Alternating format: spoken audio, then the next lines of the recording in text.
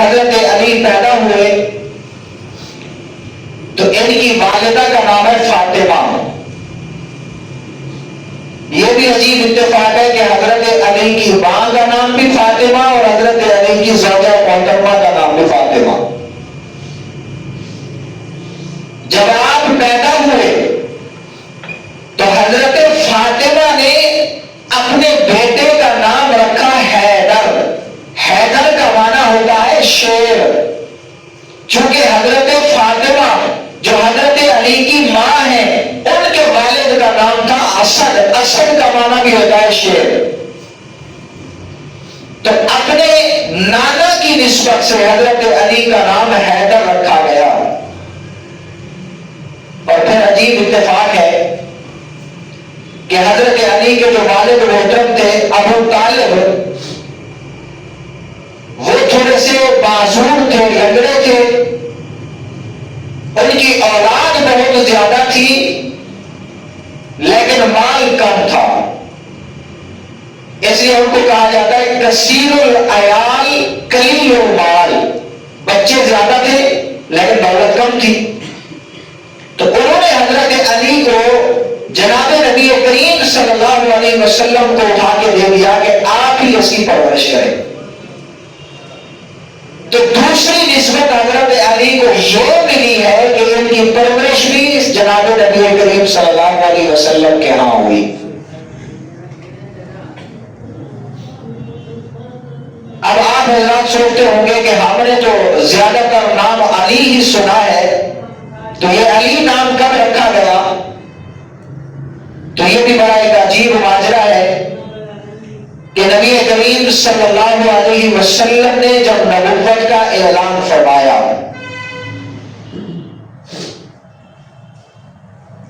اس وقت ابتدا کے اندر اللہ کی طرف سے حکم یہ تھا کہ فی الحال علل اعلان کسی کو نہیں بتانا, صرف آپ کو بتا دیا گیا ہے اور اپنے گھر والوں کو بتا دے. تو حضور علیہ الصلوۃ والسلام نے ابھی اعلان نہیں فرمایا تھا, سب کو بلا کے دعوت نہیں دی تھی. سب سے پہلے گھر تشریف لے آئے, آپ کی اہلیہ محترمہ نے کلمہ پڑھا. پھر حضور کے سب سے زیادہ قریبی جو دوست تھے حضرت ابوبکر صدیق کو بتایا, انہوں نے کلمہ پڑھ لیا. اور پھر حضرت علی رضی اللہ تعالیٰ عنہ جو اس وقت مختلف روایات کے مطابق, ایک روایت میں آتا ہے عمر 7 سال تھی, ایک روایت میں آتا ہے عمر 10 سال تھی, ایک روایت میں آتا ہے عمر آپ کی 12 سال تھی. تو اس بچے کو بلایا, سمجھدار تھے, ایمان کا بھی پتہ تھا, اپنے مذہب کا بھی پتہ تھا. حضرت نبی کریم نے بلا کے سمجھایا کہ مجھے نبوت عطا کر دی گئی ہے, تم میرے اوپر ایمان لے آؤ. تو حضرت علی کہنے لگے کہ اے محمد, اگر مجھے اجازت ہو تو میں اپنے والد سے مشورہ کر لوں, کہیں ایسا نہ ہو کہ بعد میں اسے میرے ایمان لانے پہ اعتراض ہو. نبی کریم نے فرمایا نہیں, ابھی اللہ کی طرف سے حکم نہیں ہوا, کسی کو بتانا نہیں ہے, تم نے اپنے والد کو جا کے ابھی کچھ نہیں کہنا, ابھی نہیں بتانا.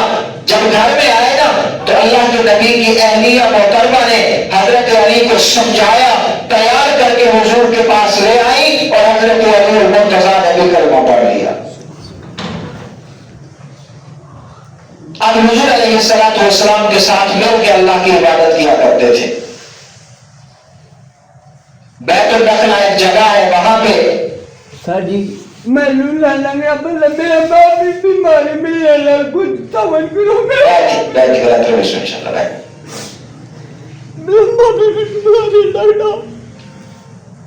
ڈاکٹر بیمار ہے. اچھا باہر بہ ہو, باہر. حضرت علی رضی اللہ تعالیٰ عنہ جو حضور علیہ الصلوۃ والسلام کی عبادت کیا کرتے تھے. ایک دفعہ ایک باغ کے اندر نماز پڑھ رہے تھے, ابو طالب نے دیکھا اور آ کے پوچھا کہ تم دونوں بھائی کیا کر رہے ہو؟ انہیں بتایا گیا کہ ہم اپنے رب کی عبادت کر رہے ہیں. ابو طالب نے کہا کہ تمہاری عبادت کا طریقہ بہت اچھا ہے, مجھے بڑا پسند آیا. تو اب ان کا نام علی کیسے رکھا گیا؟ جس وقت قرآن کریم کی یہ آیت کریمہ اتری نا وانذر عشیرتک الاقربین، اللہ نے حکم فرمایا کہ اب اپنے قریبی رشتہ داروں کو اکٹھا کرے اور اللہ رب العالمین کی دعوت دے۔ تو سرکار دو عالم صلی اللہ علیہ وسلم نے اپنے قریبی رشتہ داروں کو اکٹھا کیا۔ قریش والے آ گئے، بنو ہاشم والے آ گئے، بنو عبد المطلب والے آ گئے، تمام جس وقت جمع ہوئے تو نبی کریم صلی اللہ علیہ وسلم نے اعلان فرمایا کہ میں اللہ کا نبی ہوں، اللہ نے مجھے مبعوث فرمایا ہے اور میں اللہ کی وحدانیت کا اعلان کرتا ہوں اور اس بات کا اعلان کرتا ہوں کہ اللہ کے سوا کوئی معبود نہیں ہے، صرف معبود برحق اللہ ہی ہے۔ یہ ساری دعوت دینے کے بعد سرکار دو عالم صلی اللہ علیہ وسلم نے ایک جملہ فرمایا، اے میرے خاندان والوں، اے میرے رشتہ داروں، اس کلمے پہ، اس دعوت پہ، اس کام پہ، اس کاج پہ تم میں سے کون ہے جو میرا ساتھ دینے کے لیے تیار ہے؟ اب یہ سارا مجمع لگا ہوا ہے، بڑے بڑے سردار بھی بیٹھے ہیں، جرنیل بھی بیٹھے ہیں، پہلوان بھی بیٹھے ہیں، مالدار بھی بیٹھے ہیں، لیکن کسی نے کھڑے ہو کے اللہ کے نبی کی مدد کرنے کا اعلان نہیں کیا۔ اس مجمع میں سے ایک چھوٹا سا بچہ ہے، جسم نحیف ہے، قد چھوٹا ہے، پتلی ٹانگیں ہیں، وہ کھڑے ہوئے ہیں اور کھڑے ہو کے ہاتھ کھڑا کیا، کہا اے رسول اللہ، اے محمد عربی، میں آپ کے ساتھ ہوں۔ کیا ہوا یہ سردار آپ کے ساتھ ہونے کا اعلان نہیں کرتے تو جب مجمع میں اللہ کے نبی نے دیکھا کہ چھوٹا قد ہے، پتلی ٹانگیں ہیں، نحیف جسم ہے اور حیدر کرار کھڑا ہے، تو اللہ کے نبی نے اس وقت اعلان کیا کہ دنیا والوں سن لو، اس کے چھوٹے قد کی وجہ سے کوئی یہ نہ سمجھے کہ علی چھوٹا ہے، حیدر چھوٹا ہے، آج کے بعد محمد رسول اللہ اسے نام بھی علی دیتا ہے تاکہ کائنات جب تک رہے گی اور ان کا نام رہے گا ساری دنیا پکارتی رہے کہ علی چھوٹے قد کا نہیں، بڑے مقام کا ہے۔ تو تب سے آپ کا نام علی رکھا گیا اور پھر آپ کو مرتضیٰ بھی کہتے ہیں۔ مرتضیٰ کا معنی ہے چنا ہوا، پسندیدہ۔ علی رب کے بھی چنے ہوئے ہیں، علی محمد عربی کے بھی چنے ہوئے ہیں، علی صحابہ کرام کے بھی محبوب تھے اور علی اہل سنت والجماعت کی نگاہوں میں بھی بڑا پسندیدہ اور چنے ہوئے ہیں۔ اللہ نے ان کو بڑا مقام عطا فرمایا ہے۔ غزوہ احد ہے، نبی کریم صلی اللہ علیہ وسلم بلکہ غزوہ سے پہلے ایک بات بتا دیتا ہوں۔ جب آقا صلی اللہ علیہ وسلم ہجرت کرنے لگے تو ابو بکر کو کہا کہ آپ نے میرے ساتھ جانا ہے، اور علی اور مرتضیٰ سے فرمایا کہ تم نے میرے بستر پہ سو کے یہ ساری امانتیں کل واپس کرنی ہے، پھر آنا ہے، اور جب تک تو نہ آئے گا میں مدینہ میں داخل نہیں ہوگا۔ حضرت علی اور مرتضیٰ آقا صلی اللہ علیہ وسلم کے بستر پہ سو گئے۔ حضرت علی فرمایا کرتے تھے، کسی نے حضرت علی سے پوچھا نا کہ کبھی ایسا وقت بھی آیا ہے کہ جب تم نے سکون کی دید کی ہو کہ آج مجھے موت نہیں آئے گی؟ ہم تو بڑے منصوبے بناتے ہیں نا، بلڈنگ، یہ وہ، گاڑیاں، کاروبار، بزنس سیٹ کرتے ہیں کہ بڑھاپے میں کام آئیں گے، جبکہ پتہ کچھ بھی نہیں ہے کہ بڑھاپا آنا ہے یا نہیں آنا۔ صحابہ کرام کو ایک لمحے کا بھی بھروسہ اور یقین نہیں ہوا کرتا تھا کہ ایک سانس تو آ رہا ہے، دوسرا بھی آتا ہے یا نہیں آتا۔ ان کی کیفیت یہ ہوا کرتی تھی۔ حضرت علی فرماتے ہیں تو میں ہر نماز کو یہ سمجھ کے پڑھتا ہوں کہ یہ میری آخری نماز ہے۔ تو جب ان سے کسی نے پوچھا کہ کبھی موت سے مطمئن بھی ہوئے ہو، تو سیدنا علی اور مرتضیٰ نے فرمایا ہاں۔ فرمایا کب؟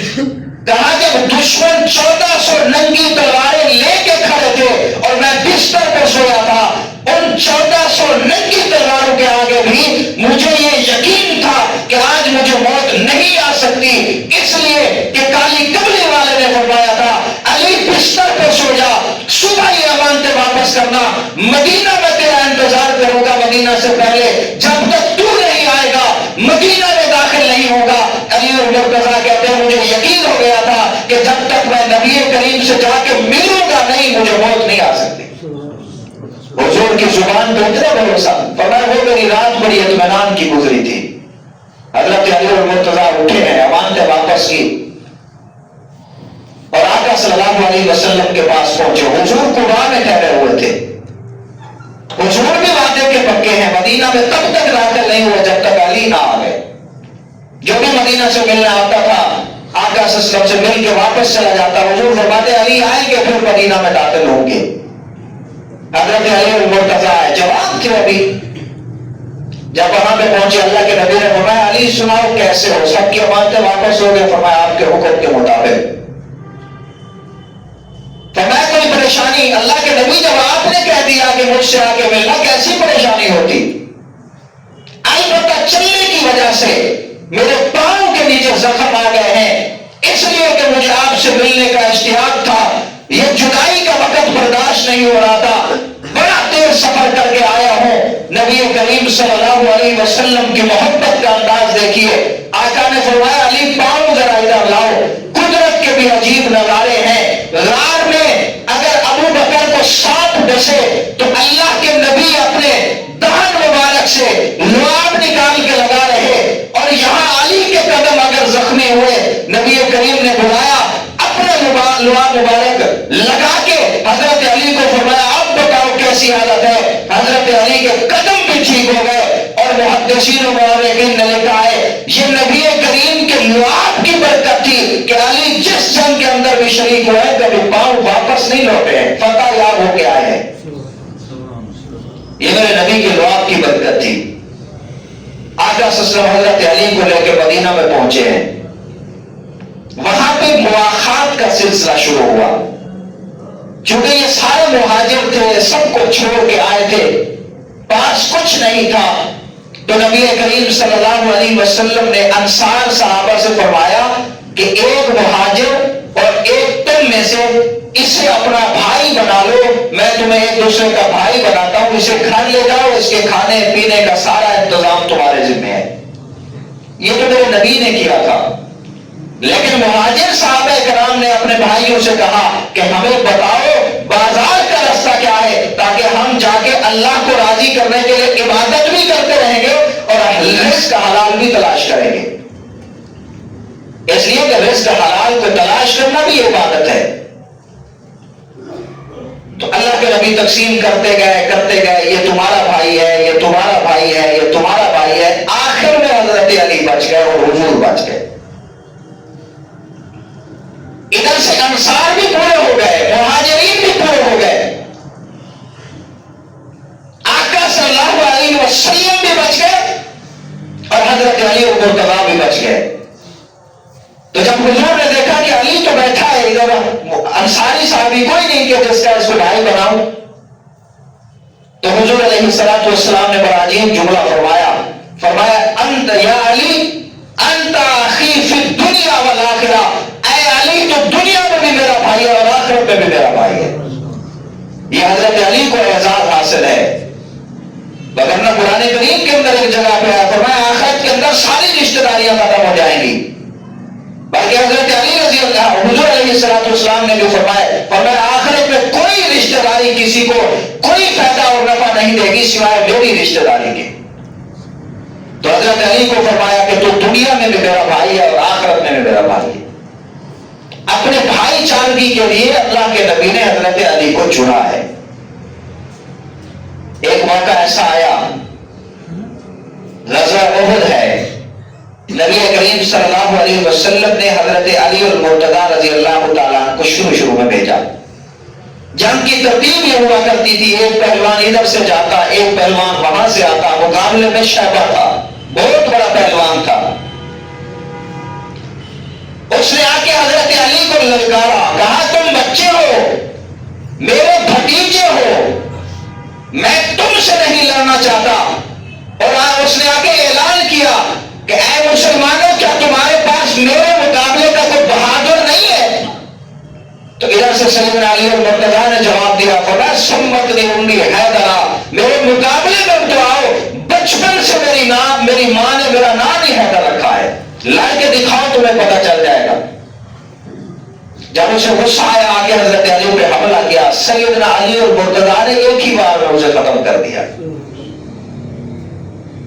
حضرت علی کہتے ہیں میں لڑ رہا تھا ایک گروہ دشمنوں کا، نبی کریم صلی اللہ علیہ وسلم پہ حملہ آور ہونے کے لیے آیا، اللہ کے نبی نے دیکھا سامنے علی کھڑے ہیں، حضور نے فرمایا علی ان کا مقابلہ کرو۔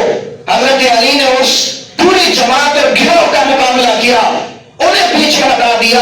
ایک اور جتھا آیا، سیدنا علی نے ان کا مقابلہ کیا، انہیں پیچھے ہٹا دیا۔ ایک اور جتھا آیا، جب 3 مرتبہ حضرت علی اور مرتضیٰ نے اللہ کے نبی سے دشمنوں کو ہٹایا ہے، سرکار دو عالم خوش ہوئے، فرمایا اے علی انت منی وانا منکا، فرمایا علی تو مجھ سے ہے میں تم سے ہوں۔ یہ سارا ماجرا دیکھ رہے تھے، جبرائیل آسمان سے اترے ہیں اور اس نے آگے کہا آنا منکما، میں تم دونوں سے ہوں، مطلب میں تم دونوں سے محبت کرتا ہوں۔ تو مرتضیٰ علی چنے ہوئے ہیں۔ آقا صلی اللہ علیہ وسلم کی بیٹی حضرت فاطمہ الزہرا جس وقت جوان ہوئی، حضرت ابوبکر صدیق نے جا کے اللہ کے نبی سے بات کی، پیغام نکاح دیا، حضور خاموش ہو گئے۔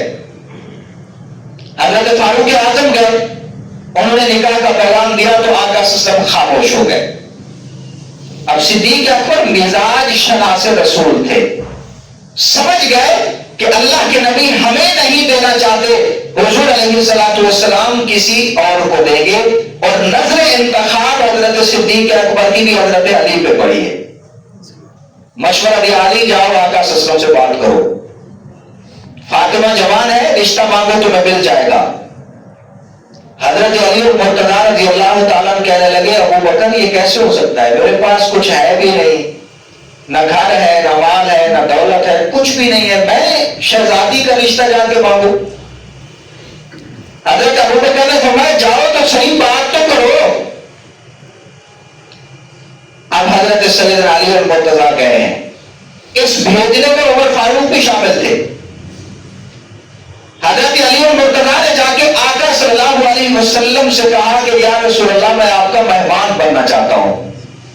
کچھ باتیں پس پردہ بھی کی جاتی ہیں، الفاظ کچھ ہوتے ہیں لیکن مراد کچھ ہوتی ہے۔ اب علی اور مرتضیٰ نے جا کے کہا یا رسول اللہ میں آپ کا مہمان بننا چاہتا ہوں، جس گھر میں رہ رہے ہیں اس میں کیسا مہمان ہوتا ہے؟ تو آقا صلی اللہ علیہ وسلم نے فرمایا اہلا و سہلا و مرحبا، فرمایا خوش آمدید۔ یہ واپس آ گئے، ابو بکر بھی انتظار میں ہے، عمر بھی انتظار میں ہے کہ علی کو بھیجا ہے، دیکھو جواب کیا ملتا ہے۔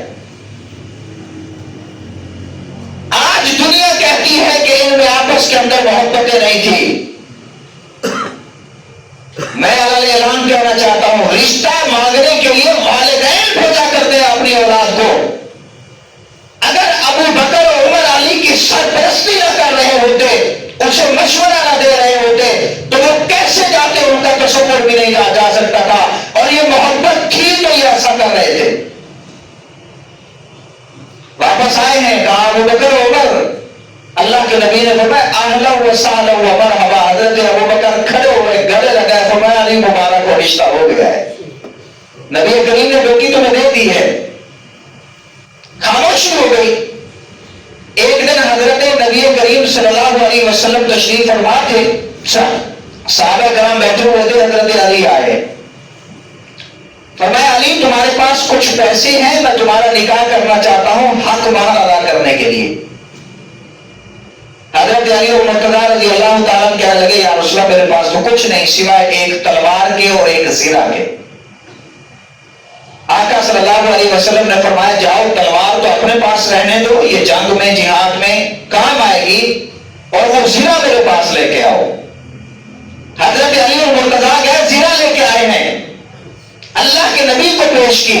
حضور نے فرمایا علی جاؤ اسے بازار میں بیچ کے آؤ، اس کی قیمت اور اس کا مال لے کے آؤ، تمہارا فاطمہ کے ساتھ نکاح کرتا ہوں۔ حضرت علی اور مرتضیٰ روانہ ہوئے، ابو بکر بھی حضور کی محفل میں بیٹھے ہیں، عمر بھی حضور کی محفل میں بیٹھے ہیں۔ علی بازار کی طرف جا رہے ہیں زنا بیچنے کے لیے. سامنے حضرت عثمان سے ملاقات ہوتی ہے. حضرت عثمان نے فرمایا علی کہاں جا رہے ہو؟ عرض کرنے کہنے لگے کہ یہ زنا بیچنے کے لیے جا رہا ہوں اس لیے کہ سرکار دو عالم نے میرا رشتہ حضرت فاطمہ سے کر دیا ہے اور اب نکاح کی تقریب ہونے والی ہے. سیدنا عثمان نے فرمایا علی ذرا یہ تو بتاؤ یہ کتنے کی ہے زنا؟ مجھے بیچو گے؟ علی اور مرتضیٰ نے فرمایا میں نے تو بیچنی ہے تم خرید لو. حضرت عثمان رضی اللہ تعالیٰ عنہ نے 400 درہم یا دینار کے بدلے میں وہ خرید لی ہے. خریدنے کے بعد زنا اپنے پاس لے لی. جب لے چکے پھر کہنے لگے علی میں چاہتا ہوں نکاح میرے بھائی علی کا ہو, ادھر سے نکاح میری بہن فاطمہ کا ہو اور حق باہر عثمان ادا کرے. میں نے تم سے زنا خرید لی ہے, اب یہ 400 درہم بھی لے جاؤ اور یہ زنا بھی لے جاؤ اور میں بھی آ رہا ہوں تمہاری محفل نکاح میں شریک ہونے کے لیے. ابھی حضور کے پاس پہنچے ہیں. میں یہاں ایک بات کرنا چاہتا ہوں, اس دنیا کے اندر اس نکاح سے بڑھ کر اس دھرتی میں کوئی افضل نکاح نہیں ہوا. اس لیے کہ جس عورت کا نکاح ہو رہا ہے اسے اللہ کے نبی نے فرمایا سیدۃ النساء اہل الجنہ, فرمایا یہ جنت کی عورتوں کی سردار ہے. علی اور مرتضیٰ کون ہے جسے اللہ کے نبی نے فرمایا انت منی وانا من علی, فرمایا تو مجھ سے ہے میں تم سے ہوں. جسے اللہ کے نبی نے فرمایا علی تو دنیا میں بھی میرا بھائی ہے آخرت میں بھی میرا بھائی ہے. جسے اللہ کے نبی نے فرمایا علی انت منی بمنزلۃ ہارون من موسیٰ, فرمایا تو میرے لیے ایسے ہے جس طرح موسیٰ کے لیے اس کا بھائی ہارون تھا. فرق یہ ہے کہ اب میرے اوپر نبوت ختم ہو چکی ہے, میرے بعد کوئی نبی نہیں آئے گا. اے دلہن اور تو جنت کی عورتوں کی سردار ہے اور دلہا اللہ کے نبی کا بھائی شیر خدا ہے اور نکاح پڑھانے والا سید کائنات جناب رسول اللہ ہے اور اس نکاح کے گواہ ابو بکر عمر ہے. گواہ بھی اعلیٰ, نکاح پڑھانے والا قاضی بھی اعلیٰ, دلہا بھی اعلیٰ, دلہن بھی اعلیٰ. اور حق مال کیا ہے؟ سادگی کے ساتھ کچھ درہم و دنانیر متعین کیے گئے. اور جو اللہ کے نبی نے اپنی بیٹی کو جہیز دیا وہ تو بڑا مختصر تھا. اب اصل وہ وقت ساتھ نہیں دیتا کہ ساری چیزیں بتائی جائے یا بیان کی جائے. اللہ رب العالمین سے دعا ہے کہ جو باتیں ہو چکی ہیں انہیں اپنی بارگاہ کے اندر قبول فرمائے. وآخر دعوانا الحمدللہ رب العالمین. ساتھی سنتیں پڑھیں.